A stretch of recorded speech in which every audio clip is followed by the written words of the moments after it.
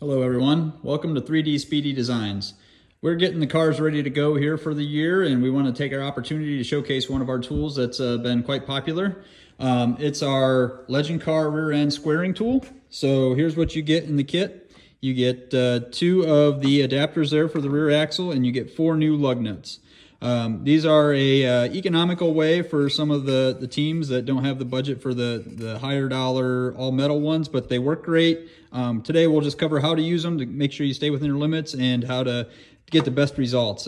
So yeah, like I say, you'll get both of the adapters, and you'll also get 4 new lug nuts. These are kind of a hybrid. They're a plastic lower half with a steel rod in the middle. So you want to make sure and take care that you use the new lug nuts only on these, as Legend car, a lot of times the lug nuts get galled up from the wheels, and if you use the galled up lug nuts, it can damage the plastic. So just to ensure that you're happy with the product and it lasts a good long lifetime there with your racing adventures, that you use the new lug nuts.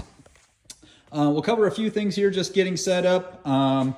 We got the car, we already got the front grille off our car here. You don't necessarily have to. There's some bars that you can clamp either underneath. We found that this is easy, and we already had it off for the year. So, and then we just use a piece of 1.5 or 2-inch steel tubing that's make sure it's good and straight. Obviously, the results are only going to be as good as your tools. We like to check ours with a 7-foot level just to make sure that it is good and straight. I know not everyone's going to have access to that, but a good straight piece of tubing is good. So, and there's even some special bars you can buy that you can use on these. But we just use a square piece of tubing. It's very simple. It's readily available. And the first thing you want to do is to set up this bar just using a couple of clamps here on the front. And then we like to measure back from your front frame horns back to your tube. Now we'll do that on each side and make sure that both measurements are perfectly equal. And our goal here is really ultimately to get this bar square with the front frame horns, so that when we set up our axle, we're going to be nice and square to the front end and give us the best results for getting the performance on the track here. So let me switch views here, and I will show you how to set up the back.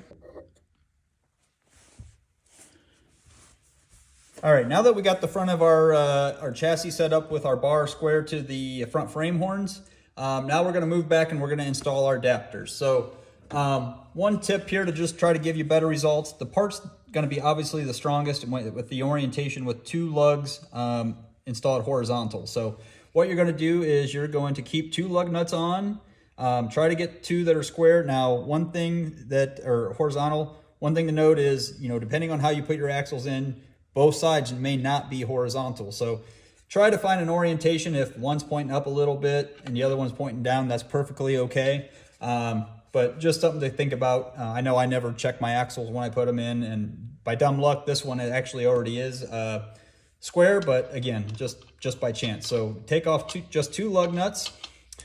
These have recesses in the back so that it clears the hub and also the raised portion of the wheel there. So now what you can do is just go ahead and slide them into place. And then again, using our supplied lug nuts, we're just going to go ahead and put those on by hand.